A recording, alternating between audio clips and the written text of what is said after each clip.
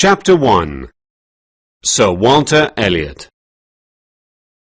Sir Walter Elliot of Kellynch Hall in Somerset, south-west England, never read anything except the baronetage. He particularly liked to read the pages about his own family. Walter Elliot, Baronet, born 1st March 1760, married Elizabeth Stevenson, 15th July 1784. 3 daughters: Elizabeth, born 1st June 1785, Anne, born 9th August 1787, and Mary, born 20th November 1791, married Charles Musgrove, 16th December 1810. A stillborn son, 5th November 1789. Lady Elliot died in 1800. Heir presumptive: William Walter Elliot, the great-grandson of the second Sir Walter. This introduction was followed by the history of the Elliot family. 300 years of respectability. Reading it gave Sir Walter great satisfaction. Vanity was his principal characteristic. He was vain about his noble family and his good looks. At 54, he was still a handsome man. His friends had been surprised that he had never married again. He could have asked Lady Russell to marry him. She was a widow who lived nearby and had been Lady Elliot's closest friend. However, 13 years had passed since Lady Elliot's death, and Sir Walter and Lady Russell were still just good friends and neighbours. Sir Walter's favourite daughter was Elizabeth. She was 29, but she was still very good-looking. Anne was 26, and had been pretty a few years before, but now she was pale and thin. Mary had grown fat since her marriage. Lady Russell had deep lines around her eyes. Sir Walter took great pleasure in thinking that of all the people he knew, only he and Elizabeth were still as good-looking as ever. Elizabeth will marry a great nobleman, he thought, and he did not notice that he had been thinking it for the past 13 years. When Elizabeth was 16, she had planned to marry her father's heir, William Walter Elliot. That was the only way she could keep her father's property. When she met the young man, she liked him. He was invited to Kellynch Hall, but he never came. A year later, he married a rich woman from a middle-class family. Elizabeth was angry and upset. Her life went on rather emptily. She went to elegant parties and visited friends. She tried to fill the time, but it was difficult, since she had no talents or interests. Recently, she had been worried about her father. He was in debt. Neither Elizabeth nor her father could imagine how to pay these debts. Both felt that their extravagant lifestyle was essential to the dignity of a noble family. Lady Russell and Anne spent hours trying to find a way to save money and pay the debts, but every plan for economy they proposed was rejected by Sir Walter. Finally, he accepted the radical plan of moving to the town of Bath. There, he could live for less money without losing his dignity. Meanwhile, Kellynch Hall was rented to a gentleman called Admiral Croft. When Sir Walter's lawyer, Mr. Shepherd, had completed the business arrangements with Admiral Croft, he came to Kellynch to report to Sir Walter. "Admiral Croft is very nice," said Mr. Shepherd. "His wife's brother lived in the nearby village of Monkford a few years ago. Perhaps you know the gentleman. Now, what was his name?" Mr. Shepherd searched his memory, but couldn't remember the name of Mrs. Croft's brother. "He lived in the grey stone house." After a moment, Anne said, "I suppose you mean Mr. Wentworth." "Ah," said Sir Walter, "the curate of Monkford. When you said gentleman, I thought you meant a man of property, somebody of the nobility. Mr. Wentworth was nobody." Anne left the room quietly and went out into the garden. As she walked between the tall trees, she thought, In a few months, perhaps he will be here. She was thinking of the curate's brother, Captain Frederick Wentworth of the Royal Navy, who had spent the year 1806 in Monkford. At that time, he was a handsome, clever, charming young man, and Anne was a pretty, gentle, sensitive girl. They fell in love, and were happy for a short period. But when Frederick asked Sir Walter if he could marry Anne, Sir Walter was not pleased. He thought that Frederick's family was not good enough. Even Lady Russell, who was much more sensible than Sir Walter, disapproved. Anne was Lady Russell's favourite of the Elliot sisters. Only Anne had the gentleness, good sense and modesty that Lady Russell had loved so much in her old friend Lady Elliot. Lady Russell thought that it was foolish for Anne to marry a young man with no money. When your father dies, She had said, he'll leave you very little money and no property. You'll need to marry someone rich, and so does Captain Wentworth. If you marry each other, you'll have no money at all, and you'll both be miserable as a result. Anne was too gentle to argue against this. She broke off her engagement to Frederick, convinced that it was the best thing for him. Frederick was angry and hurt. I'm sure that I'll earn money and promotion in the Navy, He said. But Anne continued to resist him, and finally he went to sea. That was 8 years ago, when Anne was 19. Very few people knew about the relationship between them. His sister, Mrs. Croft, had been abroad with her husband at the time, and Anne's sister, Mary, had been away at school. Captain Wentworth had never returned to Monkford, because his brother had moved away. In the 8 years since Captain Wentworth had left, Anne had never fallen in love with anyone else. Mr. Charles Musgrove had asked her to marry him, but she had refused, and he had married her sister Mary instead. Anne read about Captain Wentworth's career in the newspapers. He had been right. His Navy career was a great success. By now he must be quite rich, thought Anne sadly. He had never married. Thinking about it now, Lady Russell's advice seemed too cautious. Anne thought she was being prudent, but instead she had ruined her life. Mary lived at Uppercross, 3 miles from Kellynch Hall. One day she said to her sister Elizabeth, When you go to Bath, please leave Anne with me.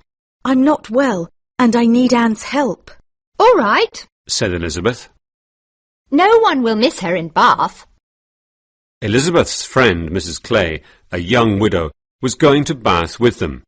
Elizabeth was perfectly happy with the thought of her father and her friend as her only companions. Anne was also happy with the arrangement, and gladly accepted Mary's invitation. She did not like Bath. She much preferred to stay in the country close to Lady Russell, who appreciated her. She and Mary did not enjoy each other's company, but at least Mary valued her help, and this way she did not have to go to Bath. There was only one problem with the plan. The idea of Mrs. Clay staying for months with Elizabeth and Sir Walter at their house in Bath made Anne worried. Mrs. Clay was not a pretty woman, but she was intelligent and friendly. Anne thought it imprudent to let a pleasant young single woman stay in the house with Sir Walter for so long a period. She told Elizabeth this, but Elizabeth replied, Nonsense! Father doesn't find Mrs. Clay attractive. Besides, she isn't from a noble family. There's no danger. So Sir Walter, Elizabeth and Mrs. Clay left for Bath, and Anne moved into Mary's house. Mary lived in the cottage, the smaller of 2 houses on a large property owned by her husband's parents.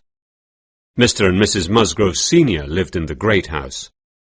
Anne and Mary spent a lot of time with Mr. and Mrs. Musgrove and their daughters, Henrietta and Louisa. They were rather pretty, lively, fashionable girls who were very popular in the neighbourhood. They seemed to enjoy life a lot, but the only thing Anne was envious of was their friendly feeling towards each other. This was very different from Anne's relationship with either of her sisters. Chapter 2. Captain Wentworth. When Admiral Croft and his wife arrived at Kellynch Hall, Mary and Charles invited them to the cottage. Mr. and Mrs. Musgrove and their daughters were also invited. "Dear Mrs. Croft," said Mrs. Musgrove, as soon as the introductions were over. "did you know that my son Dick served in the Navy under your brother, Captain Frederick Wentworth?" Really? asked Mrs. Croft. And what does your son do now? "The poor boy died at sea." cried Mrs. Musgrove, with tears in her eyes. Oh, I'm so sorry to hear that, said Mrs. Croft. "But in one of his letters to me he wrote, 'Captain Wentworth is a fine, courageous young gentleman.' Yes, he admired your brother very much, Mrs. Croft." In fact, Dick Musgrove had been a stupid, lazy, difficult young man, so his parents had sent him to sea. He was as difficult in the Navy as he had been at home. When he had died 2 years before, at the age of 20, no one, except his mother, really felt sorry. Mrs. Croft, who was a sensible, confident, straightforward lady, tried to comfort Mrs. Musgrove. My brother will be very glad to meet you, Mrs. Musgrove, said Mrs. Croft. His career in the Navy has been a great success. Now that the war is over, he's back in England. He's coming to stay with us at Kellynch Hall next week. Anne, who was standing nearby, heard this, and her heart beat fast in agitation. The following week, Henrietta and Louisa came to visit Anne and Mary at the cottage. "We've met Captain Wentworth," cried Henrietta. "He's very handsome and charming. Father invited him to dinner this evening." Yes, cried Louisa. you must all come to meet him. "I'm afraid we can't," said Mary. "My little boy has a cold. We must stay with him this evening." Well, I can go, can't I? Charles asked Mary. "If you want." Replied Mary, clearly offended that her husband did not want to stay with her. You can both go. Said Anne. I'll stay here with little Charles. "What a good idea!" Cried Mary, suddenly happy again. Charles and Mary went to the great house, and Anne remained at the cottage. All evening she thought about the dinner at the great house. There, Frederick Wentworth was smiling and talking to other people. How does he feel? She wondered. About meeting me again. Sooner or later we will have to meet. Perhaps he feels indifferent. Or perhaps he'll be embarrassed. In all these years he has never tried to contact me. Charles and Mary came home late, full of enthusiasm for Captain Wentworth. "Such a friendly young man," said Mary. "Charles has invited him to go shooting tomorrow after breakfast. He invited him to come to breakfast, but Captain Wentworth was afraid of disturbing little Charles." Anne understood it. He did not want to see her. "But Anne," continued Mary, "he says he knows you. He says he met you 8 years ago, but I don't remember him at all." No, you were at school then. said Anne quietly. The next morning, Henrietta and Louisa walked down to the cottage with Captain Wentworth. When Anne saw Captain Wentworth walking towards the cottage, she blushed, and she could hardly breathe from nervousness. "Ah," said Mary. "Henrietta and Louisa have come too. They probably want to walk and watch the shooting. If you can stay with little Charles, Anne, I think I'll go with them." Certainly. said Anne in a trembling voice. And suddenly he was there, in the drawing-room. He bowed to her. She curtsied to him. Her eyes met his briefly, then looked away again. She heard his voice. He made polite conversation with Mary for a few minutes. And then he was gone, with the Musgrove sisters, Charles and Mary, and Anne was left alone in the drawing-room thinking, Thank God that's over. "Captain Wentworth wasn't very polite to you, Anne." said Mary when she returned. "As we left the house, Henrietta asked what he thought of you, and he said, She's changed so much that I hardly recognized her. Mary, being rather insensitive, had no idea how much pain her words caused her sister. It must be true, Thought Anne. but he hasn't changed. He's just as good-looking as ever. His comment hurt her, but it also made her calm. If I have changed so much, She thought. there is no hope that he will love me as he did before.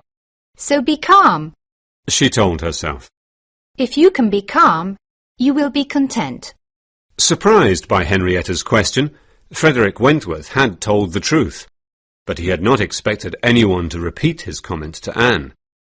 He had not forgiven Anne Elliot.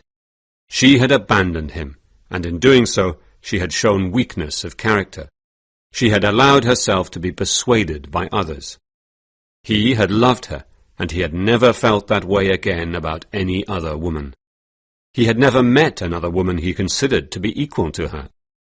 When he came to Kellynch, he had been curious to meet her again, but he thought her power over him was completely gone. Now that he was rich and the war was over, he wanted to settle down with some attractive young woman. Either of the Musgrove sisters could win his heart if she wanted to. In fact, any attractive young lady could do so, except Anne Elliot. When his sister asked him about his intentions, he said with a laugh, I'm here, Sophia, to find a wife. Any young lady can capture me with a little beauty, a few smiles, and a few compliments about the navy. But later he gave his sister a serious description of the kind of wife he wanted. The woman I marry must have a strong mind and a sweet manner. He had not entirely forgotten Anne. From then on, Anne was often in Frederick Wentworth's company, though never alone with him. It was strange to spend hours in the same room with him, listening to his voice, yet never looking at him closely or talking to him intimately. Once they had been everything to each other, but now they were just acquaintances. Tell us about your adventures at sea, Captain Wentworth. Cried Louisa one evening. You said that your first ship was called the Asp. Did you have any adventures on the Asp? Oh, certainly I did, Replied the captain. It was 1806. That year I had a strong desire to go to sea, and the Navy gave me the Asp. It was an old ship, but a fine one. That autumn we captured a French ship and brought it into Plymouth Harbour. As we approached Plymouth, a terrible storm hit us and continued for 4 days. The Asp was already damaged from our battles with the French. I thought that was the end for me and the Asp.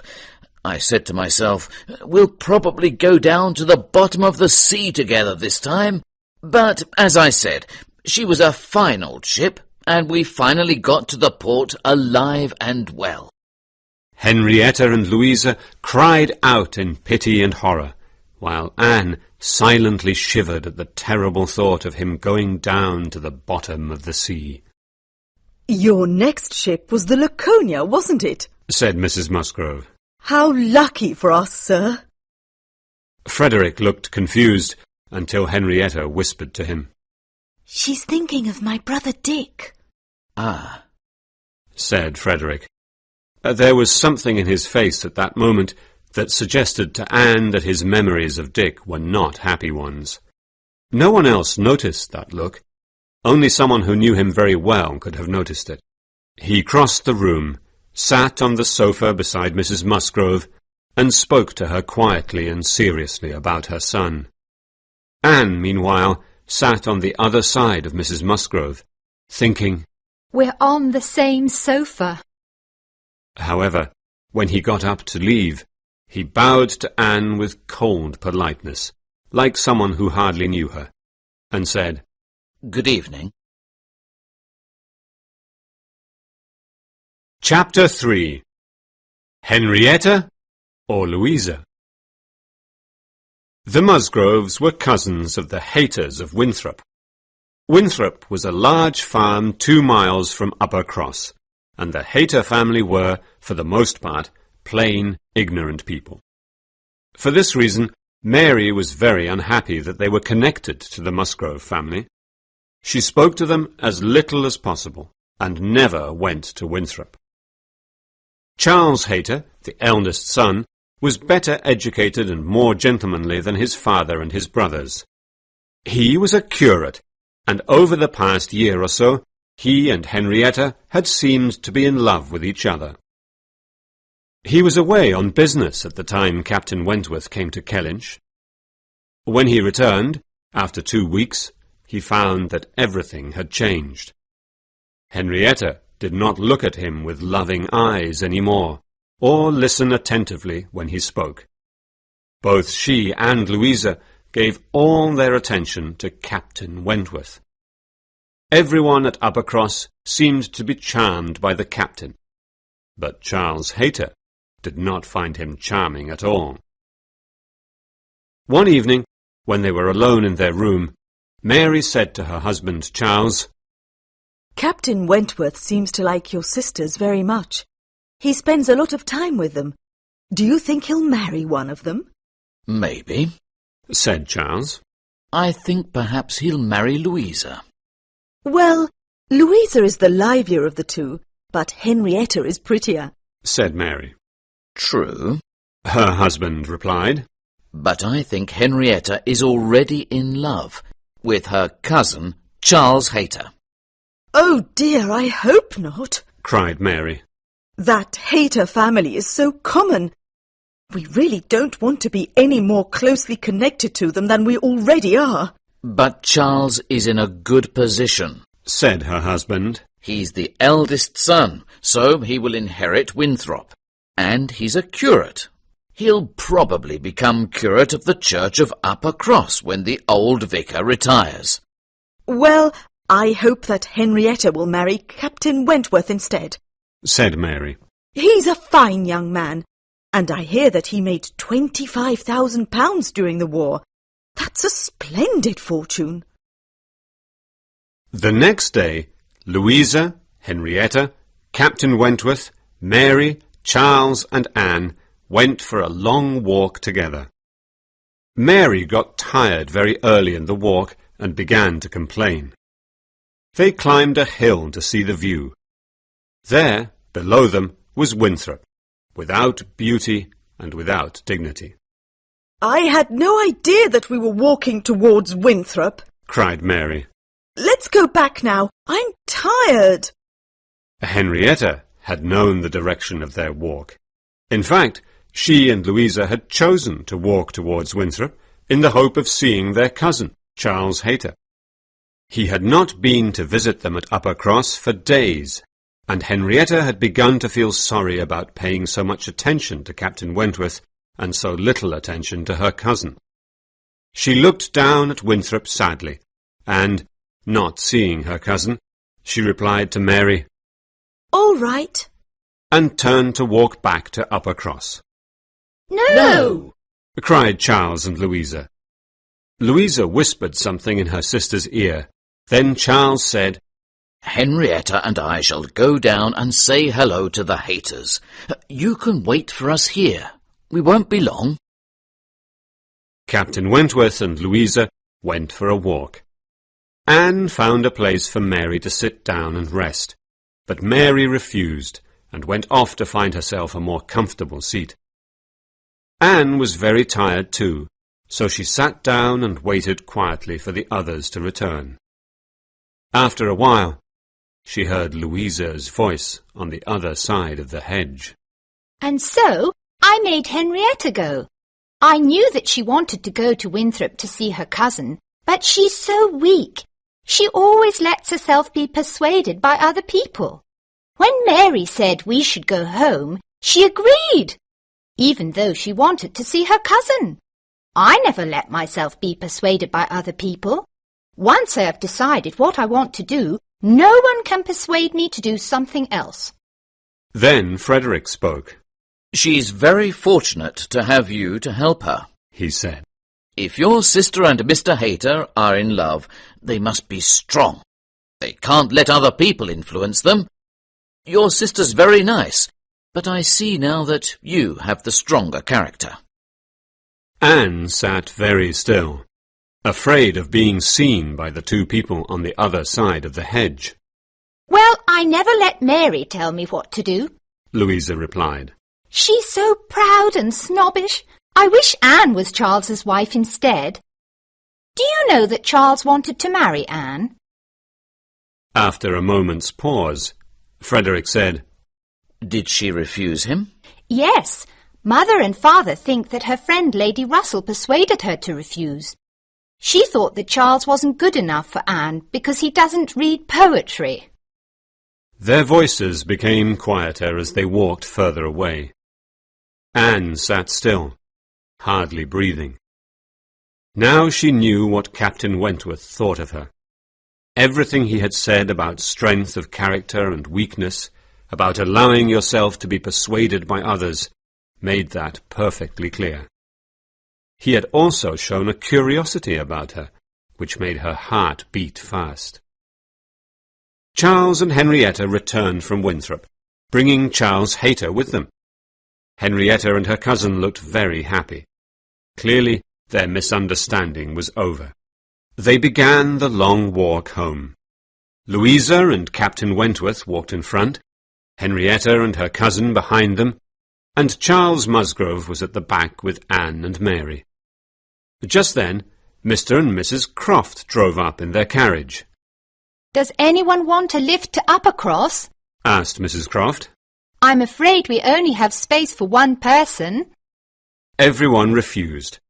Henrietta and Louisa were not tired, and Mary felt offended at not being asked before the others. Nobody? Well, enjoy your walk, said Mrs. Croft. But then Captain Wentworth went up to the carriage and whispered something to his sister. Miss Elliot, cried Mrs. Croft. You look tired. Please come with us. Anne really was tired. At first she refused, but the Admiral and Mrs. Croft insisted, and soon she was in the carriage, knowing that Frederick had worried about her. He had seen that she was tired. She understood him. He could not forgive her for the past, and he was now thinking of marrying another woman. But even so, he could not see her suffer without wanting to help her. Chapter 4. Lyme Regis. A week later, Captain Wentworth went to Lyme Regis to see his friend Captain Harville. When he returned, he described the beauties of the town and surrounding countryside to his friends at Uppercross. They all decided to go to Lyme for 2 days and stay at an inn. Charles, Mary, Anne, Henrietta, Louisa, and Captain Wentworth. When they arrived, they went to the inn, and then Captain Wentworth took them to Captain Harville's house. Captain Harville was a tall, dark man who had been seriously injured in battle 2 years before. His face was kind and friendly, but his injuries had aged him, and he looked much older than Captain Wentworth, although they were in fact the same age. He lived with his wife, his children, and his friend Captain Benwick, who had been an officer on the Laconia when Frederick was captain. Captain Benwick had been engaged to Harville's sister, Fanny, but she had died while Captain Benwick was at sea. Ever since, he had lived with the Harvilles as a member of the family. After Fanny's death, Captain Wentworth had spent an entire week with Captain Benwick, trying to comfort his friend. Anne saw that the friendships between these 3 men were very strong and sincere, and she thought sadly, If I had married him, these people would now be my friends too. When they left the Harvilles' house, Louisa said to Captain Wentworth, What splendid friends you have! What kind, honest people! I think the men in the Navy must be the finest men in England. They went for a walk by the sea, then returned to the inn for dinner. Anne was looking very pretty.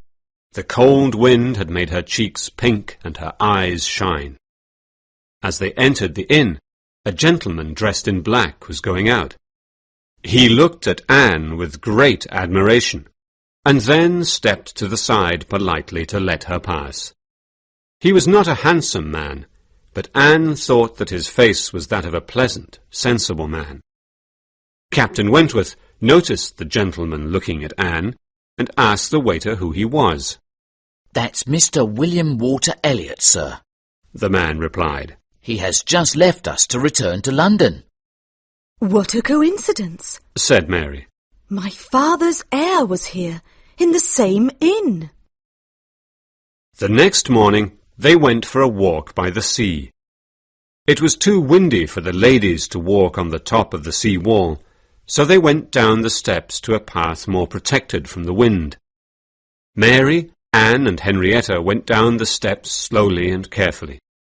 But Louisa asked Frederick to hold her hands while she jumped from the top step to the path below. "It's too dangerous," said Frederick. Oh, please! Louisa insisted. I want to jump. Just hold my hands and I'll jump down. "I really don't think it's a good idea," said Frederick. "You might fall." You can't persuade me. Cried Louisa. When I want to do something, I do it. So Frederick held her hands and she jumped. But when she landed on the lower path, she slipped on the wet stone and she fell and hit her head. She lay unconscious on the path. Her face went very white, and she did not seem to be breathing. She's dead! She's dead! Cried Mary. Henrietta fainted from the shock. Poor Charles was trying to comfort his wife and hold Henrietta up at the same time. Frederick, on his knees by Louisa's side, cried out, "Will someone help me?" Anne came up to Charles, put her arms around Henrietta and Mary and said, Charles, go and help the captain. Quickly! I can take care of Mary and Henrietta. Frederick looked up at Charles and said, "What shall we do?" Go and get a doctor. cried Anne. "You're right," said Frederick. "You go and find a doctor, Charles. I'll wait for you here." Shouldn't we take her to the inn and wait for the doctor there? asked Anne. "Good idea." Said Frederick. Or, wait, Harville's house is closer. I'll take her there. Charles, bring the doctor to Harville's house. Charles ran off to find a doctor. Frederick carried Louisa to his friend's house, and Anne, with the help of some local people, followed with Mary and Henrietta. Half an hour later, the doctor told them that Louisa's injuries were not serious. "Someone must go and tell her parents what has happened," said Frederick. "Please, will you go, Captain?" said Charles. "I want to stay with my sister." "Certainly," replied Frederick. "I will take the other ladies home, but I think Anne should stay here with you. There's no one more capable than Anne." Nonsense! said Mary. I should stay with my husband and his sister. Anne can go home with you. And so it was decided. Mary and Charles stayed at the Harvilles' house with Louisa, while Anne, Henrietta, and Frederick took the inn's carriage to Uppercross. In the carriage, Frederick spoke mostly to Henrietta. Anne sat quietly beside him and listened. At one point he said, "I should have stopped her. I should have insisted. But dear, sweet Louisa has such a strong character. She won't be persuaded by anyone." Anne wondered whether he now questioned the opinions he had expressed so confidently behind the hedge. Perhaps now he realized that, like other qualities of the mind, strength of character should have its proportions and limits. As they approached Uppercross, Henrietta fell asleep.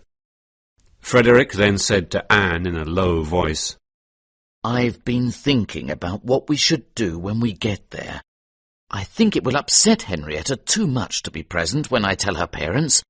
Do you think it's a good idea for you to stay with her in the carriage until I've told them?" Yes, I do, whispered Anne. She was very glad that he had asked for her opinion, very glad that he valued her, thought her capable, and treated her as a friend. It was a great pleasure to her. When they got to the great house, Frederick went in and told Mr. and Mrs. Musgrove what had happened. Then he came back to the carriage and helped Henrietta into the house. Finally, he took the carriage back to Lyme, leaving Anne with the Musgroves. The next day, Anne received a letter from Lady Russell, saying that she was now home in Kellynch and inviting Anne to come and stay with her. Anne wrote back and told Lady Russell about the accident at Lyme. I'm so glad that you're home. As soon as Mary and Charles get back from Lyme, I'll pack my bags and come to your house. She was glad. She had missed her friend. But at the same time, she was worried. What will Lady Russell think of me spending all that time in Captain Wentworth's company? 2 days later, she was at her friend's house. How pretty you look, my dear, Cried Lady Russell when Anne walked in. I haven't seen you look so well for years. Anne was pleased. She remembered the look of admiration that William Walter Elliot, her father's heir, had given her at the inn while he was leaving. Perhaps I really am pretty again. She thought. Lady Russell sat down beside Anne and said, I hear you've been spending a lot of time with Captain Wentworth. She sat waiting for an answer. Yes. Replied Anne, trying not to seem agitated. He came to see the Musgroves almost every day, so of course I saw him often. I think he is in love with Louisa. Really?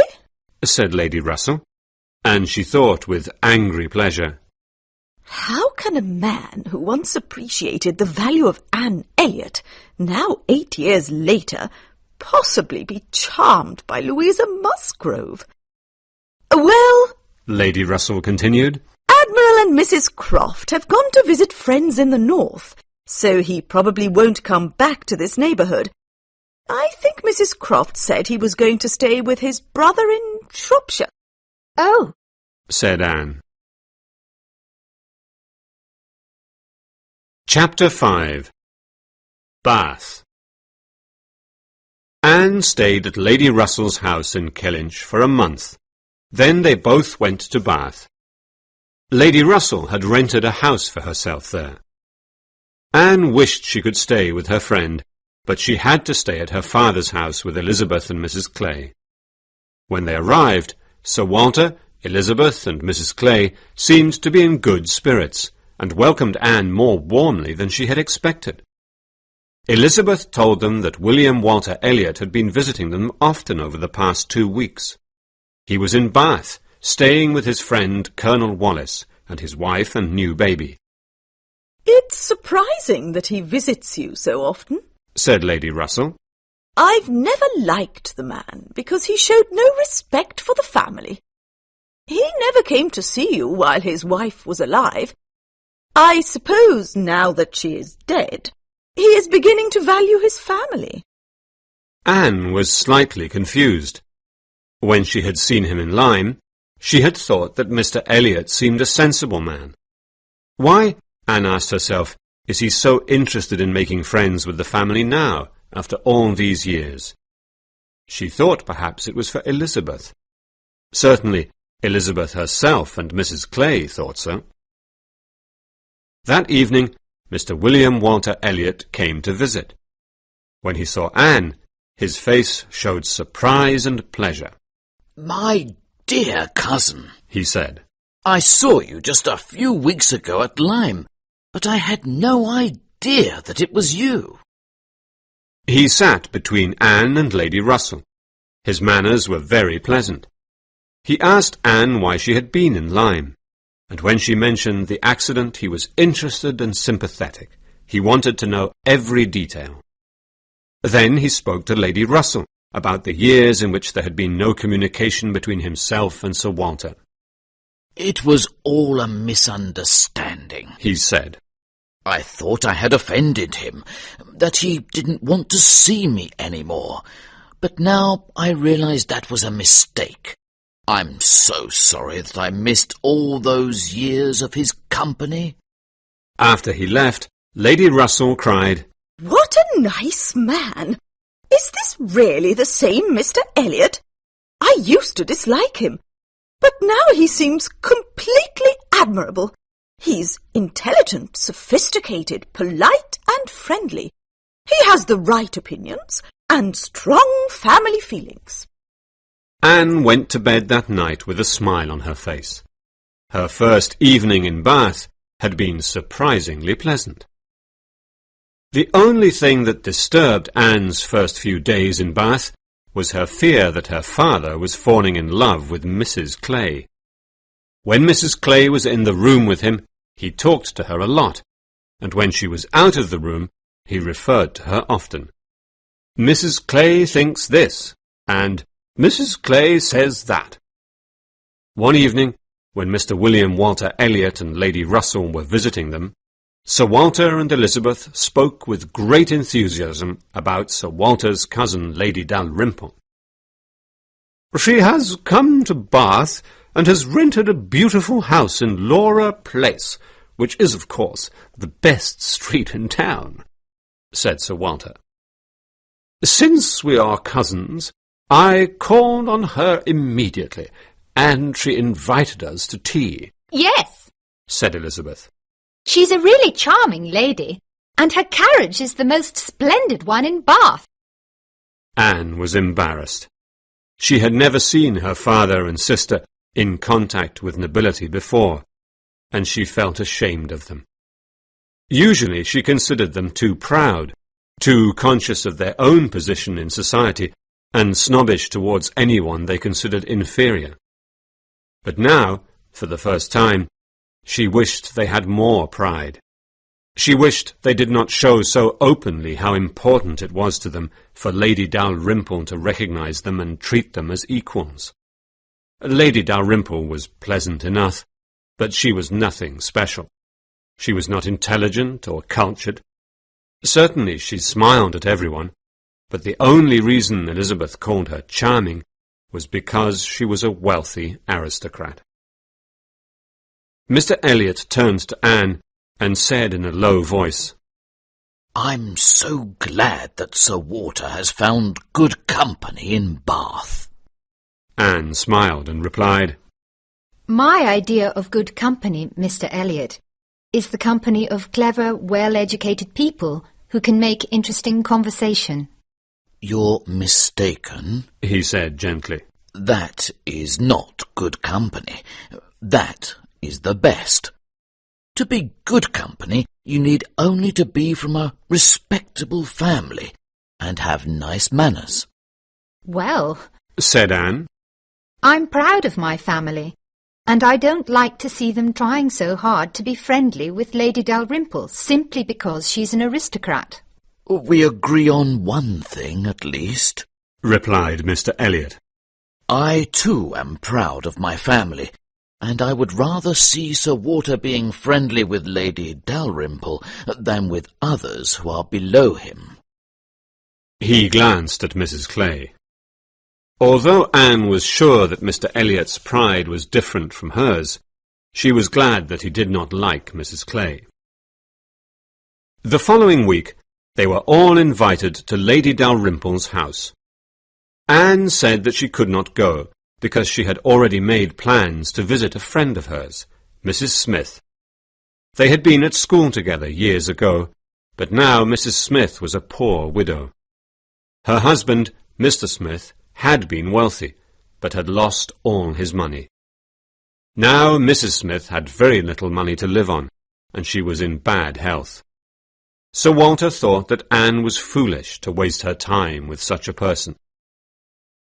The next day, Lady Russell told Anne all about their evening at Lady Dalrymple's house. "My dear, Mr. Elliot was very sorry that you weren't there, but he said he admired you for wanting to visit your old friend. He thinks that you're an extraordinary young woman, a model of female excellence. We discussed your virtues for half an hour." Hearing this gave Anne great pleasure, just as Lady Russell had planned. Lady Russell had now decided that Mr. Elliot was an excellent gentleman. She was sure that he wanted to marry Anne. She told Anne her thoughts on the subject. After a moment, Anne replied, Mr. Elliot is a nice man, but we are not compatible. Just think, said Lady Russell. if you marry Mr. Elliot, you will have your dear mother's name, her position, and your old home. This vision affected Anne very deeply. Yes, she would love to be Lady Elliot of Kellynch Hall, but she did not want to marry Mr. Elliot. There was only one man she had ever wanted to marry, and, besides, she had doubts about Mr. Elliot's sincerity. He was clever, friendly, interesting and polite, but he was not open.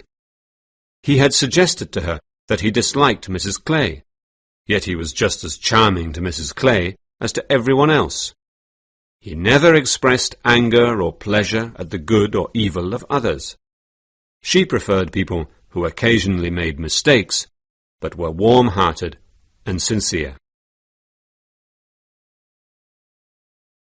Chapter 6. A Surprise. In February, the Crofts came to Bath. When they arrived, Mrs. Croft sent a note to Anne, inviting her to visit them. The same day, Anne received a letter from Mary. Dear Anne, I am sorry not to have written for so long, but now I really must write to tell you some interesting news. Last Tuesday, Louisa came home from Lyme to the great house here at Uppercross. Mr. and Mrs. Harville and Captain Benwick came with her. As soon as they arrived, Captain Benwick asked to speak with Mr. Musgrove in private. What do you think? He asked Mr. Musgrove if he could marry Louisa. Mr. Musgrove agreed, and now they are engaged. What a surprise! We thought that Louisa was going to marry Captain Wentworth.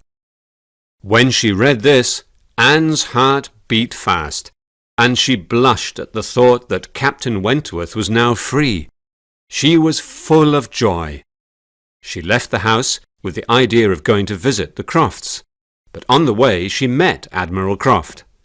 Ah, Miss Elliot, what a pleasure to see you, said the Admiral. Do you have time to take a little walk with me? I have some news for you. Certainly, said Anne. I'm so glad that you and Mrs. Croft have come to Bath. What is the news? It's Miss Louisa Musgrove, he said. I thought that Sophia's brother, Frederick, was going to marry her, but now it seems she's going to marry James Benwick. Really? said Anne. I hope that this hasn't caused problems between Captain Wentworth and Captain Benwick. They are such good friends. I don't think so, said the Admiral. Frederick wrote and told us all about it. He didn't seem angry or disappointed.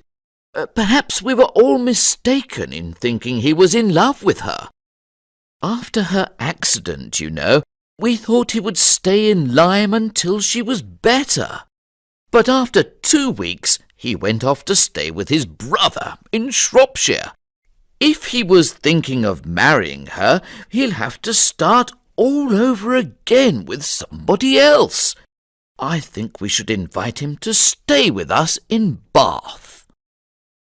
In fact, while Anne was taking her walk with Admiral Croft, Captain Wentworth was already on his way to Bath, and the next time Anne went out, she saw him.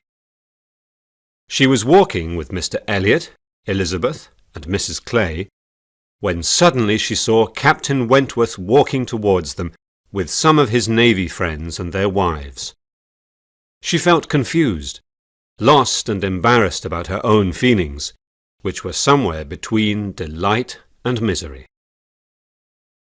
Captain Wentworth saw her and immediately went red in the face. He seemed even more confused and agitated by the sight of her than she was by the sight of him. They stopped and spoke to each other like polite acquaintances. Anne noticed that Elizabeth turned away, as if she did not know him. When Anne and her companions were gone, one of the ladies in Captain Wentworth's group said, It's clear that Mr. Elliot likes his cousin. Yes, replied another lady. he's always with them, and he always walks with his cousin Anne. What a good-looking man he is. And Anne Elliot is very pretty, if you look at her closely. Said the First Lady. Most people think her sister is prettier, but I don't. Captain Wentworth listened to them in silence as he walked. He had recognized Mr. Elliot immediately, from the one time he had seen him in Lyme. Days passed, and Anne had no opportunity of seeing Captain Wentworth. He moved in a different social circle. His friends went to concerts and the theatre. Her friends spent their time in the elegant stupidity of private parties. But at last there was an opportunity, a special concert that Lady Dalrymple had promised to attend. Sir Walter, Elizabeth, Mrs. Clay, Mr. Elliot, Lady Russell, and Anne were all going with her. Sir Walter, his two daughters, and Mrs. Clay were the first to arrive at the concert hall. They stood by the fire in the large entrance room, waiting for the others. Captain Wentworth walked in alone. He was simply going to bow and move on, but Anne stepped forward and said, Hello. He stopped and made polite conversation with her.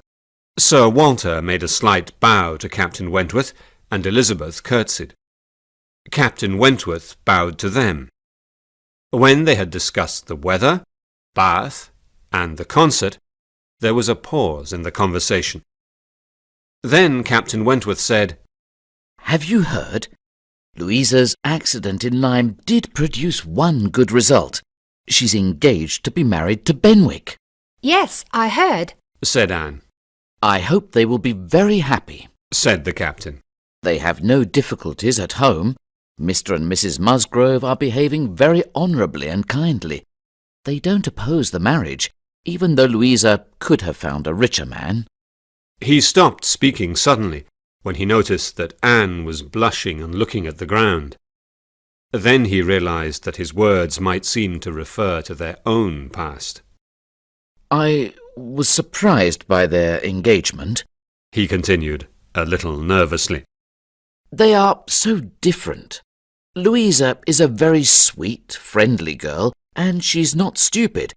But Benwick is something more. He's a really intelligent man. He reads a lot and thinks deeply. Fanny Harville was like him in that way. She was an extraordinary woman, and his love for her was real. A man doesn't get over the loss of a woman like that. I'm surprised that he's able to love someone else at all, especially so soon after Fanny's death. Anne was breathing very quickly and feeling 100 things at the same time. But they were in a public place, surrounded by other people. She tried to bring their conversation back to everyday things. I would like to go to Lyme again, she said. But you had such a terrible experience there. I'm surprised you want to go back. My memories of Lyme are not all bad, said Anne. Just then, Lady Dalrymple and the others came in, and Anne had to leave the captain. When they took their seats in the concert hall, Anne looked around, hoping to see him. Mr. Elliot sat beside her and began talking to her in a low voice. I'm so glad I can sit beside you this evening, he said. On Thursday I'm going to visit some friends in Thornbury, and I won't be back until Friday evening. I'll miss the pleasure of your company. The concert opened with some Italian love songs, and the texts were included in the concert program. Mr. Elliot asked Anne to translate them for him, and she did so. You are so clever, he said. Oh, replied Anne. not really. My Italian isn't very good. and modest. Too modest, said Mr. Elliot. You've only known me a few weeks. Said Anne. You don't know my character well yet. Perhaps I know more about you than you think, he replied. I heard about your character long before I came to Bath. Really? Said Anne in great surprise. Who spoke about me to you? I'll tell you some other time, not now. Said Mr. Elliot. For now, all I'll say is that the name Anne Elliot has for many years been an interesting one for me. I hope that name will never change. Anne looked away from him in embarrassment. She did not want to talk to him any more. She wished he wasn't sitting next to her. Just then she heard Lady Dalrymple say to her father, A very fine young man. Who is he? Captain Wentworth, Sir Walter replied. I know him only slightly. Anne looked in the direction in which they were looking, and saw him. He was looking at her. Just as her eyes met his, he looked away. Mr. Elliot? Said Lady Dalrymple during the interval. Come and sit beside me. I want to ask you something. To Anne's relief, Mr. Elliot moved away. The seat beside her was now empty, and after a few minutes, Captain Wentworth came over to talk to her. He looked unhappy. Something must have happened since they had spoken in the entrance room. Anne thought that perhaps Lady Russell or her father had glanced at him in an unpleasant way. Do you like the concert? She asked. No, the music isn't very good, He replied. I think I'll leave now. The next song is beautiful. It's worth waiting for. Said Anne. No, He said in a voice full of emotion. there's no reason for me to stay. And he left. He's jealous of Mr. Elliot. Thought Anne. For a moment this thought gave her great pleasure. But then she felt hopeless and depressed. How could she tell him the truth? How could she let him know that she did not care for Mr. Elliot at all? Chapter 7. Mrs. Smith Tells All. The next day, Anne went to visit Mrs. Smith. She was glad to get out of the house. She did not want to see Mr. Elliot, and he was sure to visit Sir Walter. My friend tells me that Mr. Elliot is often at your house, Said Mrs. Smith, when they were sitting in her small room drinking tea. Who is your friend? Asked Anne. Mrs. Rook. She's a nurse and she works for Colonel Wallace. You know his wife has just had a baby. Yes, and Colonel Wallace is Mr. Elliot's friend. Do you know Mr. Elliot? I used to know him very well, Said Mrs. Smith. but I haven't seen him for 3 years now. Did you ever talk about me to him? Asked Anne. Yes, I did. I often spoke about your fine character, your modesty and intelligence. It was at the time when he met your father and sister before his marriage. Speaking of marriage, Mrs. Rook tells me that Mrs. Wallace thinks you will marry Mr. Elliot. Well, Said Anne. Mrs. Wallace is mistaken. Mr. Elliot hasn't asked me to marry him, and if he did, I would refuse him. I'm glad to hear you're not engaged to him. You don't know his real character. Please tell me about it. I've often wondered what he was like when he was young. Mrs. Smith looked at Anne with a serious expression on her face. Mr. Elliot is a man without heart or conscience. She said angrily. He thinks only of himself. My husband was his close friend before we were married, and after our marriage I became his friend too. I thought he was a fine young gentleman then. I remember when he met your father and sister, and they invited him to Kellynch. He spent the evening with us afterwards and told us the whole story. He laughed at your father and said he knew that Sir Walter wanted him to marry his daughter, but he had no money and he wanted to marry a rich woman. He knew that he would get Kellynch Hall and the title anyway, even if he didn't marry Elizabeth. At that time, he didn't care at all about the honour of his family. He once said that if titles could be sold, he would sell his for £50. Anne was shocked and angry. But why has he been so friendly to us since he came to Bath? She asked. Ah, well, people change, you see. That was years ago when he was a young man. Now he cares a lot about the family honour and the title. Colonel Wallis told him that Mrs. Clay was staying with your sister and that she was trying to make Sir Walter fall in love with her. How do you know? You said you haven't spoken to him for 3 years. Mrs. Rook again, replied Mrs. Smith. You see, Colonel Wallis tells his wife everything, and Mrs. Wallis tells her nurse everything, and Mrs. Rook very kindly told me. She said that when Mr. Elliot heard about Mrs. Clay, he decided to make friends with Sir Walter and separate him from Mrs. Clay. He has spoken to Mrs. Clay in private and warned her not to try to win Sir Walter's affections. Mrs. Clay is afraid of him and doesn't want to spend a lot of time with Sir Walter while Mr. Elliot is present. And so he spends as much time as possible with Sir Walter. You see, Mr. Elliot is afraid that Sir Walter might marry her and have a son. Then he wouldn't inherit Kellynch Hall. This is terrible, said Anne. Yes, said Mrs. Smith. As I said, he's a heartless man. But for me the clearest example of it is the way he treated my poor husband, and the way he has treated me since my husband died. After his marriage, Mr. Elliot was very rich. My husband was never good at managing money, and he was getting into serious financial difficulties. Mr. Elliot did nothing to help him. Before my husband died, he had made Mr. Elliot the executor of his will. If Mr. Elliot had tried a bit harder and invested a little of his own money, my husband's property in the West Indies would now be mine. But he did nothing, and now the bank owns the property. So you see, it's Mr. Elliot's fault that I'm so poor. I've written him several letters asking him for help, but he always refuses. Here are some of the letters I've received from him. Mrs. Smith handed Anne a packet of letters. As she read them, Anne felt more and more angry. Each letter showed coldness and hard-hearted indifference. As she walked home, Anne thought about her conversation with Mrs. Smith.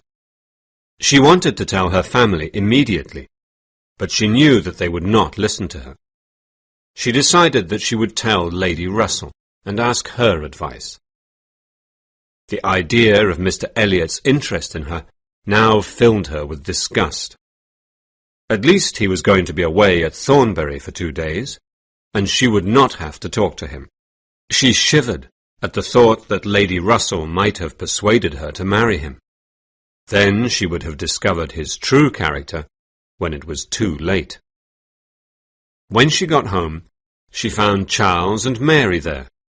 They had come to Bath for a few days with Captain Harville, Henrietta, and Mrs. Musgrove. They were all staying at the White Hart Inn. Anne was surprised and really glad to see them. Before she left, Mary turned to Anne and said, You must come and spend the day with us at the inn tomorrow. We have so much to talk about, and Mrs. Musgrove and Henrietta want to tell you all about the wedding plans. The next morning, Anne went to the White Hart. Captain Wentworth was there, visiting his friend Captain Harville. Anne tried to be calm. If he still loves me, and I still love him, which I certainly do, she thought, surely we'll understand each other before long. Anne!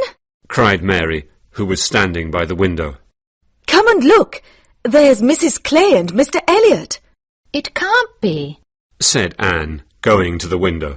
He's in Thornbury until tomorrow evening. Captain Wentworth was looking at her, and she felt sorry that she had spoken. She turned and looked out of the window. It really was Mr. Elliot. In order to correct any wrong impression her words might have given Captain Wentworth, she said, Oh, it is him. I must have been mistaken. I wasn't listening very closely when he spoke about his plans. Charles went up to Mrs. Musgrove and said, Mother, I have a surprise for you. I have taken a box at the theatre for tomorrow night. I know you love the theatre, There's space for 9 people. Captain Wentworth says he'll come, and I know Anne likes the theatre. We all do. Charles! cried Mary. You've forgotten that my father is giving a party tomorrow night, and we're all invited. Lady Dalrymple will be there, and Mr. Elliot, my father's heir. Surely you want to meet him? Why should I? Said Charles. Mr. Elliot is nothing to me. Captain Wentworth had been listening intently to this conversation. At this last remark, Captain Wentworth's eyes moved from Charles to Anne. Then Mrs. Musgrove said to Charles, You'd better go back to the theatre and change the box to Tuesday night. If there's a party at her father's house, Anne will have to go to it, and we don't want to go to the theatre without Anne. I'd much prefer to go to the theatre than stay home for my father's party, said Anne. but perhaps it would be best to go on Tuesday instead. Captain Wentworth came over and sat by Anne. Don't you like parties? He asked. No. She replied. I remember you didn't used to like them, but people change over time. I haven't changed much. Said Anne, hoping to suggest to him that her love was unchanged. But then she realized he might think she meant the opposite, that she would still refuse to marry him. She fell silent and blushed in confusion. 8.5 years is a very long time, he said. Just then the door opened and Sir Walter, Elizabeth and Mrs. Clay came in. We've come with invitations to our party, said Elizabeth, and she handed an invitation to everyone there, including Captain Wentworth. Captain Wentworth thanked her, but did not say whether he would come to the party. After they had left, he stood staring at the invitation in confusion. Anne understood him. He could not accept the invitation as an apology for all their insulting behaviour in the past. That evening at home, she thought about these things a lot. Would Captain Wentworth come to the party? She had no idea. Turning to Mrs. Clay, she said, I saw you talking to Mr. Elliot in the street today. I had thought he was in Thornbury. Oh, yes, I forgot to tell you, said Mrs. Clay. I was surprised to see him too. He told me why he hadn't yet left for Thornbury, but I forget what he said. I wasn't really listening. I remember he said that he would definitely be back in time for the party tomorrow. Chapter 8. A Conversation with Captain Harville. Anne spent the next day with her friends at the White Hart Inn. Captain Wentworth was there too. He asked if he could write a letter. Mrs. Musgrove showed him the writing table and brought him pen and paper. Captain Harville, who was standing by the window not far away from Captain Wentworth's table, smiled at Anne. She went and stood by him. He was holding a small painting, and he showed it to her. Do you know who that is? He asked. Certainly. It's Captain Benwick. Yes, and he's giving it to Miss Louisa Musgrove. But it wasn't painted for her. He had it done for my poor sister, and now he has asked me to bring it to Bath. He wants to have it framed so that he can give it to another woman. Captain Wentworth is writing to him now to tell him when it will be ready. I'm glad that Benwick has found someone else, but poor Fanny, he said with strong emotion. She wouldn't have forgotten him so quickly. No, said Anne. I don't think any woman who has truly loved can forget. We don't forget you as soon as you forget us. We live at home, quietly, with nothing to distract us from our feelings. You always have business of some sort to take you back into the world immediately. Your lives are filled with activity, and so it's easier for you to forget. But Benwick has not been busy out in the world, said Captain Harville. He's been living very quietly with us. True, said Anne. Well, if it isn't the result of the differences between men's and women's lives, it must be the differences between their natures. No, no. I don't think it's more in man's nature than in woman's to forget about love. I believe the opposite. Our bodies are stronger than yours, and so are our feelings. Your feelings may be stronger, said Anne. but ours are more tender. I too will make a comparison between the mind and the body. Man is more robust than woman, but he doesn't live longer. They were interrupted by the sound of Captain Wentworth's pen falling to the floor. Captain Harville turned to him and asked, Have you finished your letter? I'll be 5 minutes, then we can go, was the reply. Then Captain Harville turned back to Anne and said, All literature is against you, you know. Poetry and novels all talk of woman's inconstancy. But perhaps you'll say they were all written by men. Perhaps I will. said Anne with a smile. It's easier for men to tell their own story. They're much better educated than we are. No, books prove nothing. We can only speak from our own experience. Well, in my experience, men suffer a great deal in love. When a sailor goes to sea, leaving his wife and children behind, wondering if he'll ever see them again, he suffers greatly. Then he thinks of them every day until he returns. Oh, cried Anne. I'm sure that's true. I didn't mean to suggest that only women are capable of true love and loyalty. I only meant to say that men forget more easily when the object of their love has gone. But women go on loving even when there is no hope. She stopped speaking because she felt too much emotion to continue. Captain Wentworth stood up and said to his friend, I've finished. We can go now. Captain Harville said goodbye to Anne and went off to say goodbye to Mrs. Musgrove. Captain Wentworth looked at her with strong emotion in his eyes. There were 2 letters in his hand. He gave her one of them quickly, so that no one else would see. Then he was gone. Anne looked down at the letter. Her name was written on the envelope. Her heart beat fast. Her whole happiness depended on the contents of that letter. She sat down at the writing desk, opened the letter with a trembling hand, and read the following words. I cannot listen in silence any more. Listening to you, I feel both pain and hope. Tell me that I am not too late. I offer myself to you again. I love you even more than I did 8.5 years ago, when you broke my heart. Please do not believe that man forgets about love sooner than woman. I have loved no one else. I was angry with you, and I could not forgive you, but I was never inconstant. I came to Bath because you were here. I think about nothing but you.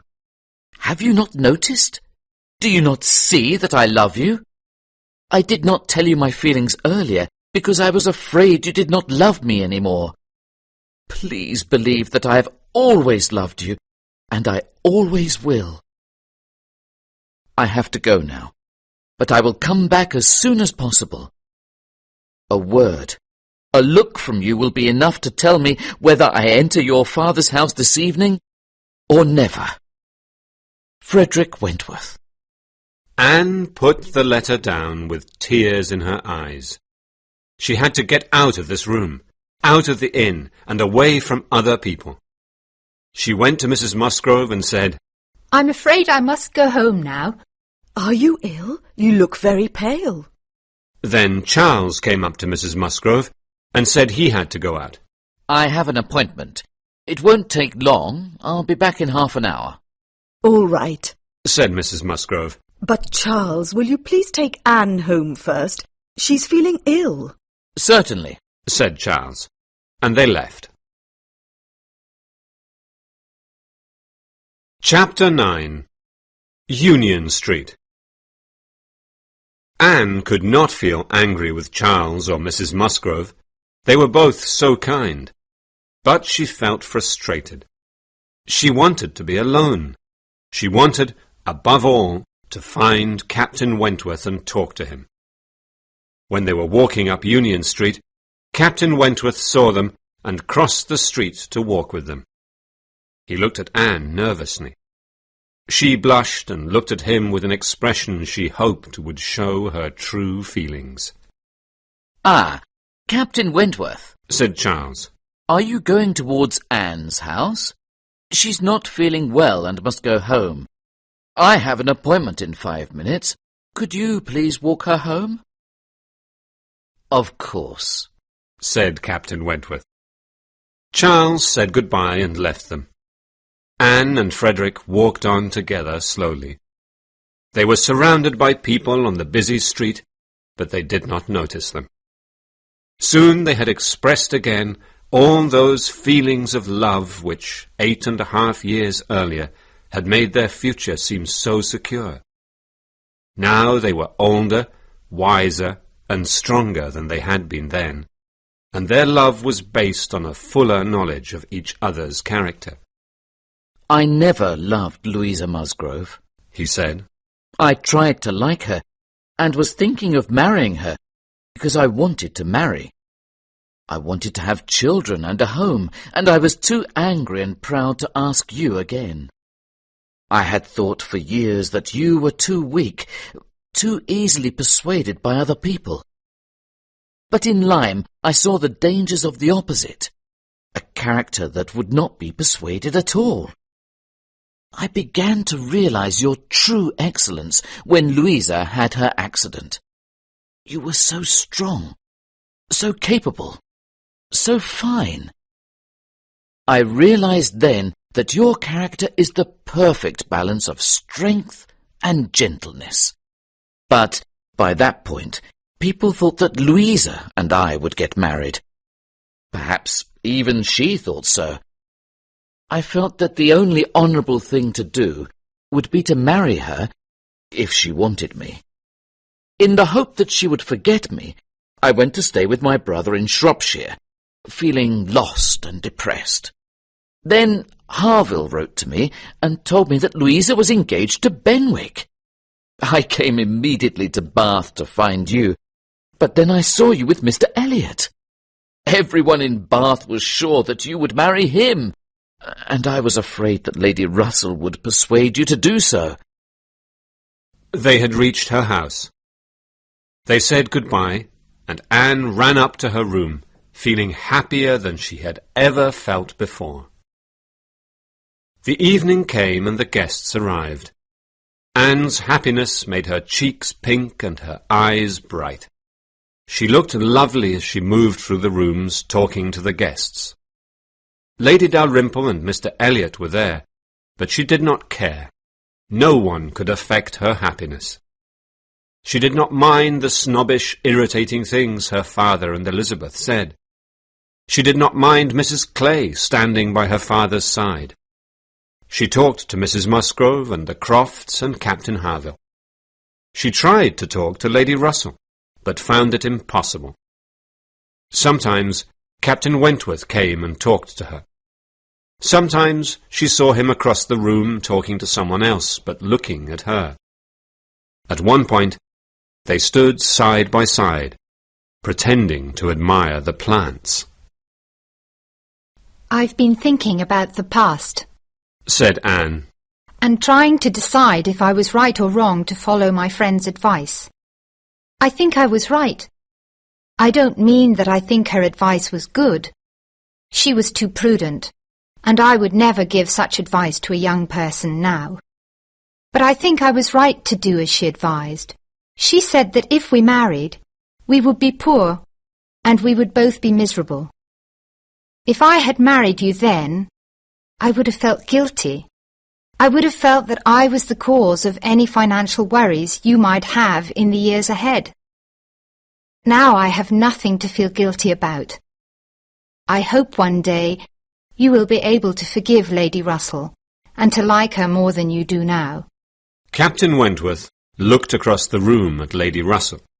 Maybe, one day, He said, I too have been thinking, and I've decided that one person was more my enemy than Lady Russell, and that person was myself. Tell me, if I had come to you 2 years later, in 1808, with a few £1,000, would you have married me then? Oh, yes. Good God! he cried. I was such a fool. I wanted to do it, but I was too proud to ask you again. I didn't understand you. I shut my eyes and refused to understand you. I ought to forgive everyone before I forgive myself. This realization is a new pain for me. I've always thought of myself as a man who works hard and gets what he deserves. Now I'll have to get used to being happier than I deserve to be. Who can be in doubt about what followed? If two young people decide to marry, they'll probably do so, even if they have no money, have no common sense, and are completely incompatible. This may be a bad moral with which to end my story, but I believe it to be true. And, if couples like that succeed, can you doubt that Captain Wentworth and Anne Elliot, with the advantages of maturity, intelligence, and £25,000, succeeded too? Sir Walter and Elizabeth were not enthusiastic, but they did not oppose the marriage. Now that Captain Wentworth was at the top of his profession and had earned a fine fortune in the war, Sir Walter could not say that he was nobody. He was now good enough to marry the daughter of a foolish, spendthrift baronet. Anne's only real worry was for Lady Russell.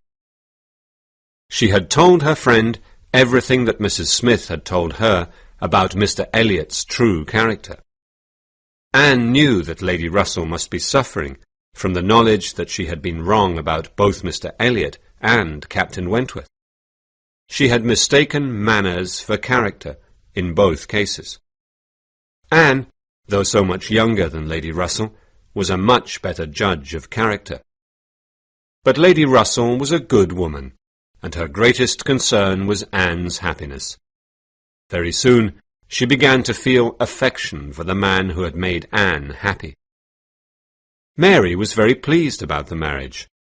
Captain Wentworth was much richer and better looking than either Charles Hayter or Captain Benwick, so she felt that her own sister had done better than her husband's sisters, and this gave her great pleasure. Soon after Anne and Frederick announced their engagement, Mr. Elliot left Bath. Elizabeth had always believed that he was there for her, so she felt humiliated by his departure. Mr. Elliot was shocked and upset by the news of Anne's engagement. He had hoped to marry her, so that he could watch Sir Walter more closely and make sure he did not marry again. But since that plan had not worked, he made a new plan for his own comfort and pleasure. He left Bath, and Mrs. Clay left soon afterwards.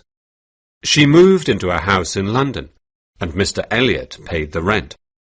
He was often seen at her house, and people said that, though he had stopped Mrs. Clay from becoming the wife of Sir Walter, she might one day convince him to make her the wife of Sir William.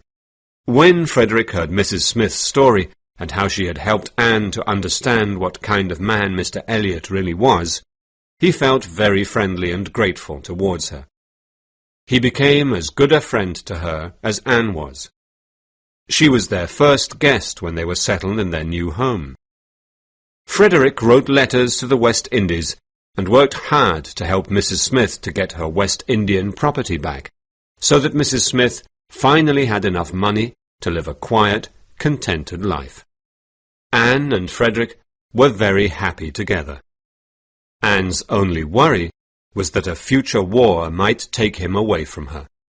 But she was very proud to be a sailor's wife. She felt that the men of the Navy were the finest men in England.